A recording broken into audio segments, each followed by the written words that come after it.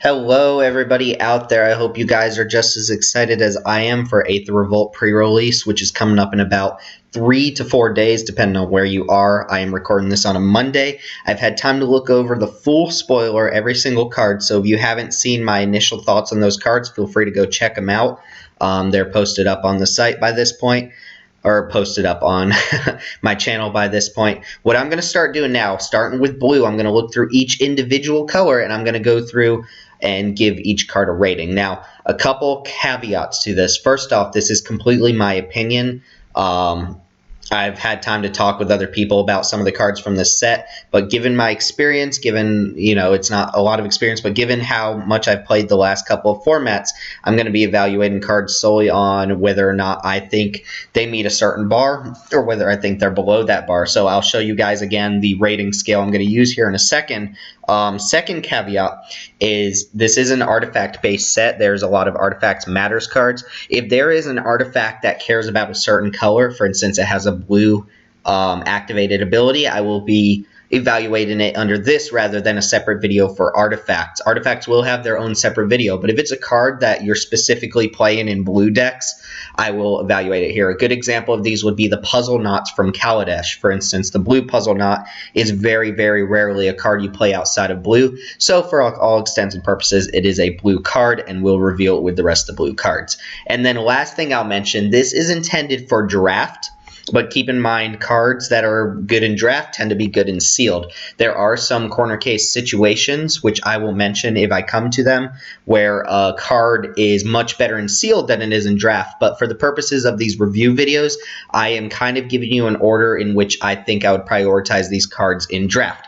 Now, with that being said, let's look back at the scale that I'm using here. If you've checked out my previous video where I asked you guys for feedback, I had a lot of great feedback here, and this is the scale I'm going through. So what I'm going to do is I'm going to go through each category one at a time, starting with the really bad cards and working our way up to the good cards. So I'm starting with cards that I think you should avoid in draft. And obviously there's a little bit of an asterisk there when it comes to sideboard cards, but I'll mention that when we get to them. And I'm working all the way up to the top tier cards in each color. I'm including commons, uncommons, and rares all together. And obviously the cards that I get to towards the end of this video are the ones that I'm actively looking for. Now, keep in mind, when you're drafting, you're not always going to open a powerful bomb, so you may have to resort to like an 8 or 9, but honestly, anywhere from a 7 up is what you're looking for to start your draft off with. A lot of times I'll pick a 9 over pretty much anything below a 9, and so on and so forth. So just to give you an idea of how this scale works, the higher up on the scale it is, the more likely I am to pick it over anything else that's underneath that scale.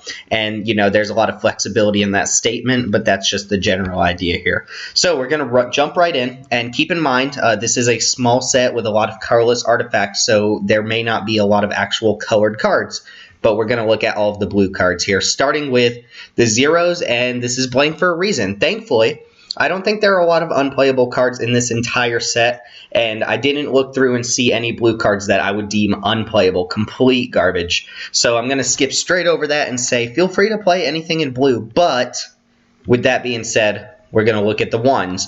Ones are sideboard material, and they go way up in value after sideboard. When you know they're going to be good, they come in and they raise their value quite a bit. But they're not cards I would main deck, and they're very rarely cards I prioritize in a draft, while also being pretty happy to have them in my sideboard in case I need to board them in against specific matchups.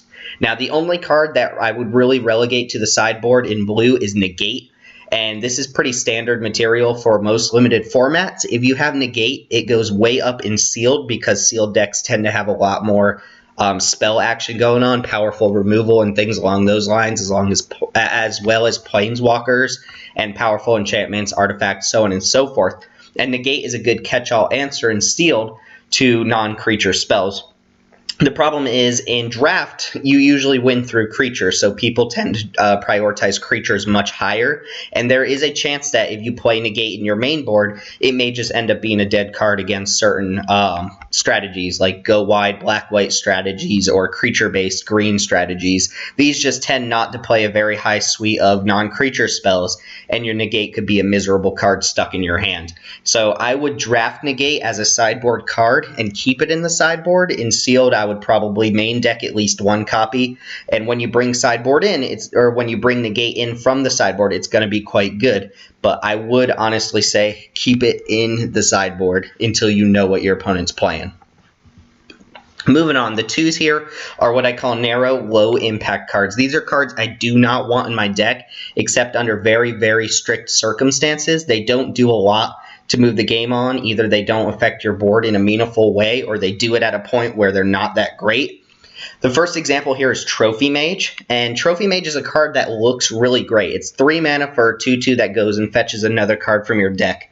But looking at the set, there are only 7 non-rare 3 mana artifacts that this card can even fetch, with about 3 to 4 other rare artifacts this can fetch. If you do not have one of those cards in your deck, this card is very bad. A 3 mana 2/2 is not something you want. Now, if you have one of these targets, the card goes up in value, but I think I want at least 2 targets for Trophy Mage before I'm happy including Trophy Mage in my deck. There is the awkward situation in which you draw the 3 mana artifact before you get to your Trophy Mage, and then the Mage is just a miserable 3 mana 2/2. 3 mana 2/2 is not the way to go here unless you're getting value off of them. And Trophy Mage does have potential, but unless you know you're meeting that threshold, I would leave the Mage out of your deck entirely.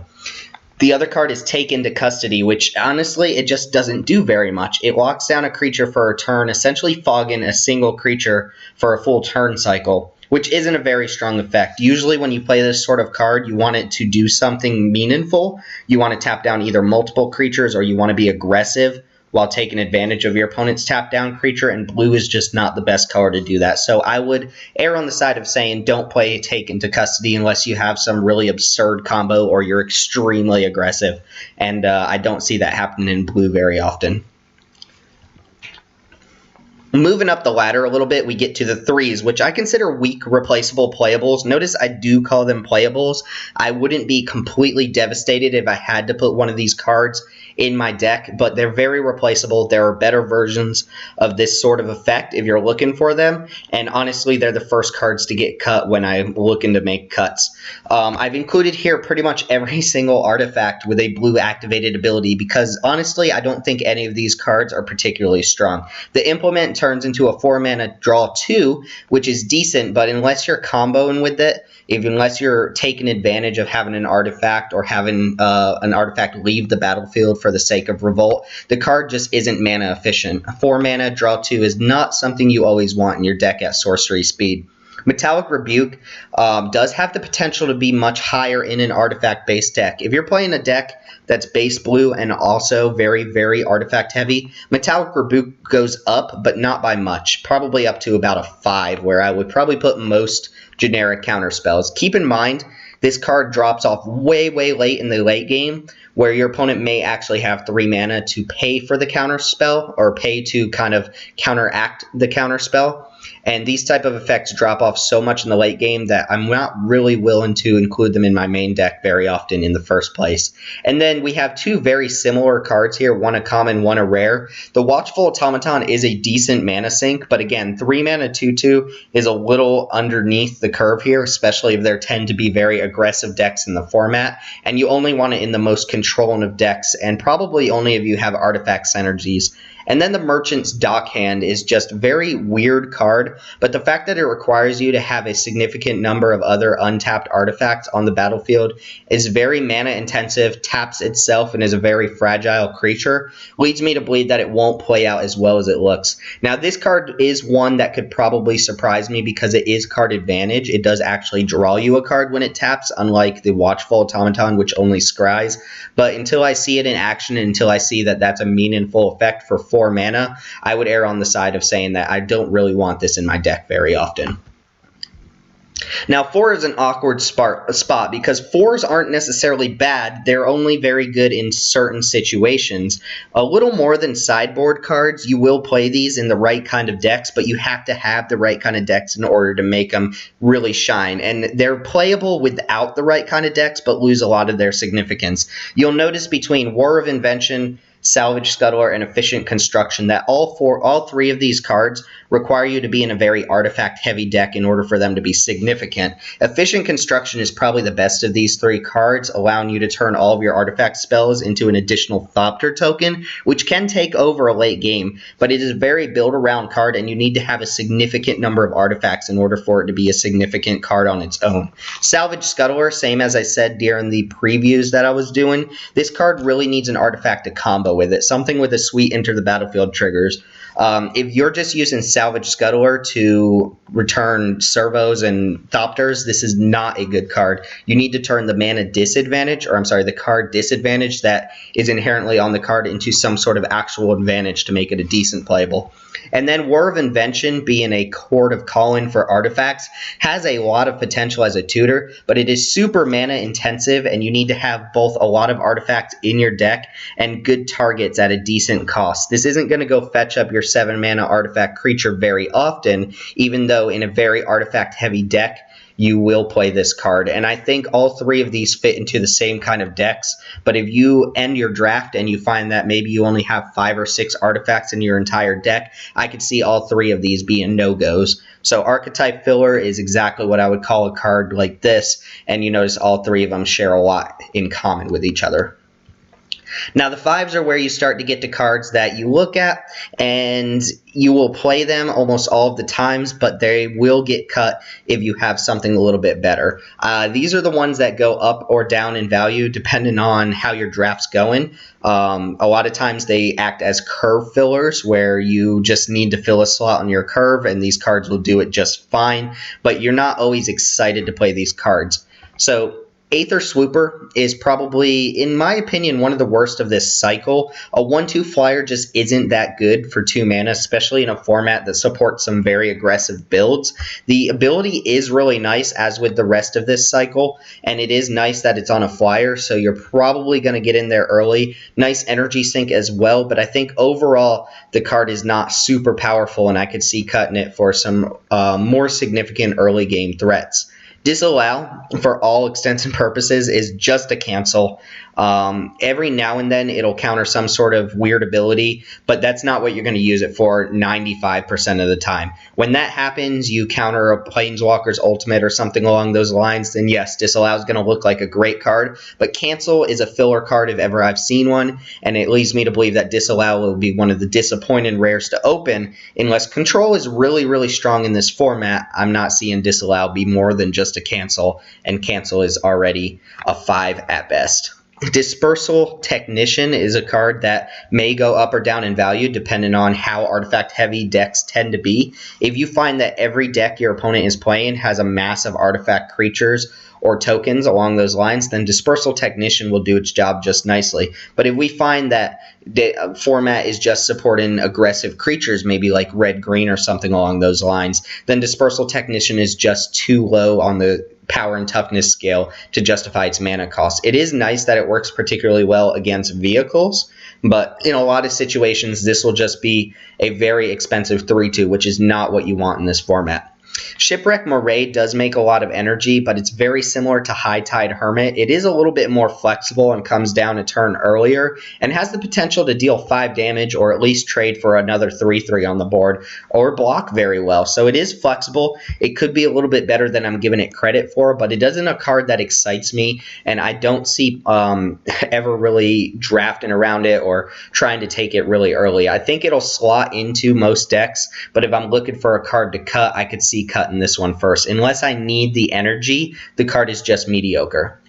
And the same goes for Hinterland Drake. This sort of card is normally very good, but as we saw in Kaladesh, the format tends to be really aggressive, and if that keeps up in Aether Revolt, this type of card could be a liability. Even though that can't block clause may not come up super often, if you're on the if you're on the draw sometimes, you need your 3-drops and 2-drops to be blocking.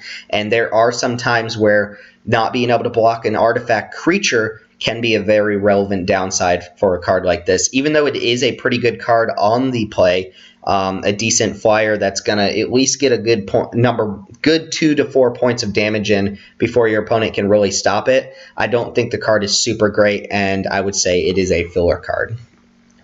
Now, once we move past 5s, these are cards I'm actually happy to have in my deck. These are cards I very, very rarely cut. The 6s are cards that I don't cut very often, but they're also low priority. If I don't get one of these in my draft, I probably have something comparable to it or something better, and I'll be happy to take these cards, and very rarely cut them from my deck, but I don't think I'm actively searching for these cards in a lot of situations. The only two, or out of these 4, I think the 2 that might actually impress me a little bit more than I'm giving them credit for off the bat are Skyship Plunderer and Ice Over. Ice Over is a nice answer to a lot of things in this format. Keep in mind, it doesn't actually tap something down when you play it. It just stops something from untapping if it's already tapped, and this is a good way to deal with creatures. But as I mentioned with a lot of auras in this set like this, there are a good number of blink effects and ways to kind of punish people for playing enchantment-based removal as their only source of creature removal. So you can't rely on Ice Over the same way you can't rely on Malfunction to keep a creature down for the entire game, and that's why I stop it from being a 7 and put it down to a 6. Skyship Plunderer also could go up in value, and I think it is a tad bit weaker than some of the 7s we'll see in a second, but it is a 2/1 flyer for 2 mana with upside, which is normally something we see in a rare, especially in blue, and it is a pretty aggressive creature with a nice kind of proliferate type ability. So Skyship Plunderer does a lot, but I don't see starting a draft off with it or taking it very, very early. If I know I'm in blue, then maybe I could see myself looking for this card and looking for an aggressive fly-in-based strategy, but I don't think the card is so busted or so powerful that I need to be picking up first or second pick.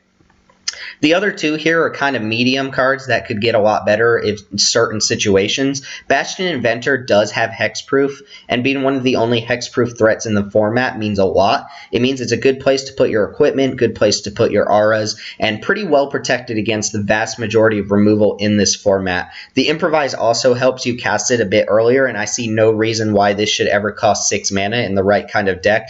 But if you compare it side by side with Gearseeker Serpent, I think the Serpent's going to win out most of the time just because of its massive body and its evasive ability. Yes, hexproof is very good, but the Gearseeker Serpent's ability to make itself unblockable seems much better than this guy. In blue, it's not very well supported. You're going to need to find a way to put counters on this or make it big enough to smash through some of the other colors' really big creatures. But if you can do that, the card should be a decent win condition in a lot of your blue decks. And then finally, Leave in the Dust is a card that I want to be really good, but if I'm evaluating it fairly, it is an expensive removal spell. Yes, it's a cantrip too, which is pretty nice, but this may be the type of format where you just can't afford to cast a 4-mana instant that only temporarily removes a creature.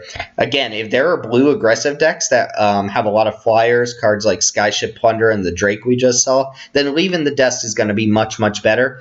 But if you find that there's a much faster format with green-red being dominant or something along those lines, then Leave in the Dust is going to be mediocre at best. Being instant does help, but being 4 mana is a tiny little bit of a liability on the card. So I don't think I can quite put it at a 7, even though it may end up being a 7 as the format plays out.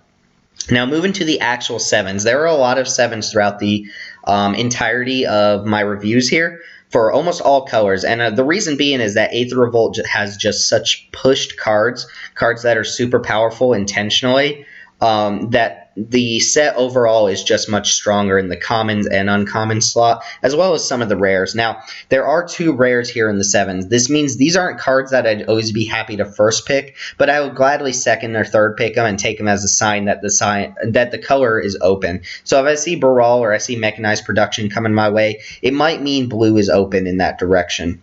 Baral is a card that has a lot going for it. I'm going to kind of cross out the whole counterspell part because you shouldn't be drafting bad counterspells with Baral, but it is super powerful because of its first ability, and it comes down early enough in the game that you can really draft around it and make a pretty strong spell-based deck if you can.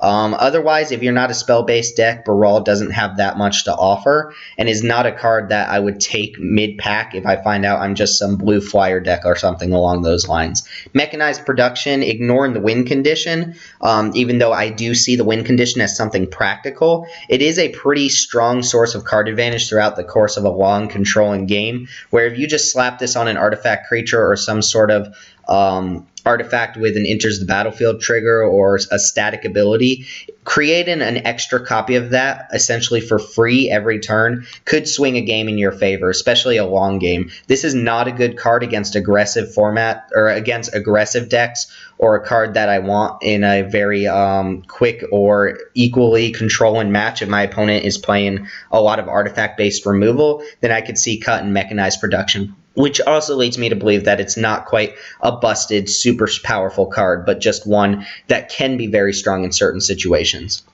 Reverse Engineer, I talked about this in my spoiler review of it, but I think this card is absurdly strong as a draw spell, being just a strictly better Tezzeret's Ambition already, and then a potential 2-mana draw 3, in my opinion, has me hooked on this card as something that if I see it passed, I think blue is instantly open. I don't know what people think of Reverse Engineer, but if people aren't evaluating it as highly as I am, then it could turn out it's not a sign blue's open and I just treat the card much higher and give it a lot more regards than a lot of other people do. So keep that in mind. Even though I think Reverse Engineer is super powerful, we'll have to see it play out and see what the general consensus is on this card. But as of right now, I would start at least 1 or 2 Reverse Engineers in my artifact blue decks. And if I had to cast that as just a 5-mana draw 3, you could have worse cards as well. Shielded Aether Thief really supports a long game and does exactly what you want it to. It blocks well, it gives you card advantage over the course of a longer game, and it gives you energy for your other sources if you need to. In addition to that, it has Flash, so you can kind of surprise your opponent with it. So it's a very control and defensive card, and I like it overall. I think it's a pretty strong pick, but not one that I'd be willing to first pick. And then finally, Windkin Raiders is a very powerful flyer. I had to kind of go back and forth on whether or not I thought this was a 7 or an 8, but I don't think I first picked this card very often. Maybe out of a weaker pack, but I'd rather have some sort of stronger removal spell or something along those lines. I do think the Improvise helps this card out a lot, but just like I said with the Hexproof guy on the last slide, if I'm comparing this to Gearseeker Serpent, it's actually pretty close, and I think Gearseeker Serpent's somewhere around a 7 as well. So the evasion on this is nice. It is worth noting as well, and if you watch my review on the blue cards, you'll have heard me say this a couple times. There are a decent number of 3-power flyers in the format, so this does get traded off pretty well. But if you can get this down reliably on turn 4 or 5, it is an extremely powerful card, but not one that I'm dying to have as my first pick. All right, when we look at 8s, we're looking at cards that you will first pick almost every time. We're talking about pack 1, pick 1, and I see Aethertide Whale and Quicksmith Spy as cards that I'd be willing to pack 1, pick 1 pretty often. Now, Aethertide Whale is a little fragile at 4 toughness, but the enter the battlefield trigger is really nice, and it has this very evasive ability. A lot of times in a blue deck, you need some sort of flyer or some sort of big fatty to win the game, and that's where Aethertide Whale really comes in handy. If you're playing a control matchup and you're trying to stall the game out until you can win, this is the type of card that you'll often win with. Same as Aethertide or Aether Squall Ancient from Kaladesh, even though this card's probably a little bit weaker. First off, it gives you a lot of energy. Second off, after you get that energy, assuming you're not using it for other things, it helps you protect your win condition, which is pretty nice. Yes, you have to recast it. Yes, that's mana intensive. But if your opponent can't consistently remove it over and over again, the card will eventually win the game. It is a 6-power flyer for 6, which is stronger than almost every other flyer in this entire format if you look at them. You can use the energy towards other things too, but there are better ways to do that for 6 mana. I just think this card is efficient enough and has a built-in protection ability that I will be frustrated to see when my opponent plays it. It is worth noting you can kill it in response to the enter the battlefield trigger with instant speed removal, but sorcery speed removal is not going to do the trick on a card like this. And then there's also Quicksmith Spy, which is 3 and a blue for a 2/3. When it enters the battlefield, you can target an artifact you control, and it gains the ability to tap and draw you a card. Now, I say this every time I say draw spells, and I should have said this reverse engineer too.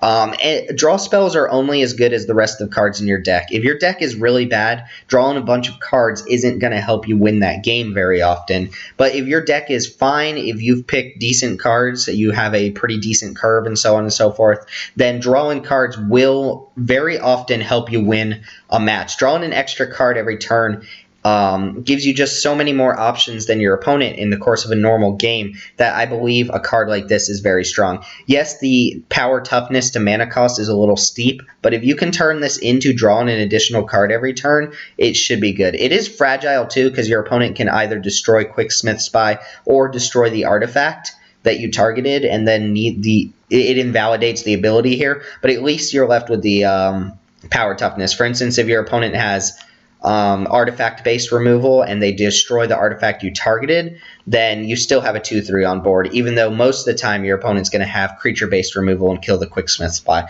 But I do think this card is something I would be willing to first pick and draft a couple more artifacts. Not to mention, blue already wants you to draft a lot of artifacts. If we go back and look at the 4s, in this video, they're pretty good cards in the same kind of decks that Quicksmith Spy is pretty good in. But I think the Spy is going to be consistently good with a smaller number of artifacts, and just gets a lot better in a deck that's full of artifacts. Now, you'll notice there are no 9s here, and there's a reason for that. There was a card that I had at a 9, but I kept looking at it, and I kept looking at it, and I had to boost it up to a 10. I do think it's actually just ridiculous, and I see no reason why it shouldn't be a first pick out of any reasonable pack. I do think it's better than every common and every uncommon in the entire set, and better than almost every single rare in the set. Save for a couple other cards that may or may not be 9s and 10s. That card is Baral's Expertise. This card is absolutely absurd, and if you don't see it, let me tell you, I am 100% sure this card is very, very powerful. I had to notch it up from a 9 to a 10, because most of the times you cast this, when you cast this card, you should be able to win the game from whatever point you're in, or at least make enough of a comeback that you can put yourself back in a losing game. And that's what a 10 is, a card that either wins you the game when you play it or puts you back in a game that you're losing. Baral's Expertise does that extremely nicely. It's up to a 4-for-1. It is a built-in 4-for-1 for 5 mana. We're bouncing up to 3 creatures or artifacts back to their owner's hands, and then letting you cast a 4-mana card. I will say this for all of the expertises, if you're taking advantage of that last clause, you're getting way more than 5 mana worth of an effect for just 5 mana, which is a huge investment. If you're winning the game, this is going to clear the board to a point where you're able to freely attack your opponent at least for a couple turns, and they're going to struggle to get their cards back on board. Not to mention, you've also advanced your board state in some way if you have something meaningful to cast. If you're behind, this just bounces a lot of your opponent's stuff and lets you add to the board so that you can catch up and maybe even get ahead to a point where you can start turning a game in your favor. It is an extremely controlling card. At an instant, it would be absolutely absurd. Like, no way you would ever take anything over it. And at a sorcery, it's not that far from it anyway. I cannot see passing this card for any common or uncommon in the set. And yes, I do think it is that absurd. A 10 out of 10. The card is really, really crazy. But yeah, that takes care of all the blue cards here. I hope I didn't miss any. It's possible I did, but this is my first time doing this sort of thing, so I would love your feedback on it. And if you agree or disagree with anything I've said here, please feel free to comment below, because again, this is entirely my opinion. This is as much for my help on pre-release as it is for anybody else out here. And while I'm geared towards players who may be newer or players who may not have a full understanding of draft and sealed, I still appreciate the opinions of people who are very experienced and professional players, or people who are just generally good at drafting and limited and sealed and things along those lines. So if you liked what you saw here, or you think it was helpful for you, feel free to share it with people, or feel free to comment and tell me what you think about it. If you think I'm over or underrating a card, tell me what score you would give it. So, for instance, if you see my 4.0s and you think they deserve to be consistent 7s, let me know so I can reevaluate those cards before pre-release. Again, this is for my help as much as it is for you. Getting this out there in the ether and talking about it really helps me evaluate the cards and improve my own game. So hopefully I'm giving that back to you and you can give it back to me. And with that being said, we'll be looking at the black cards next. Like, comment, and subscribe as always. My name is Timothy, and I thank y'all for watching. See you next time.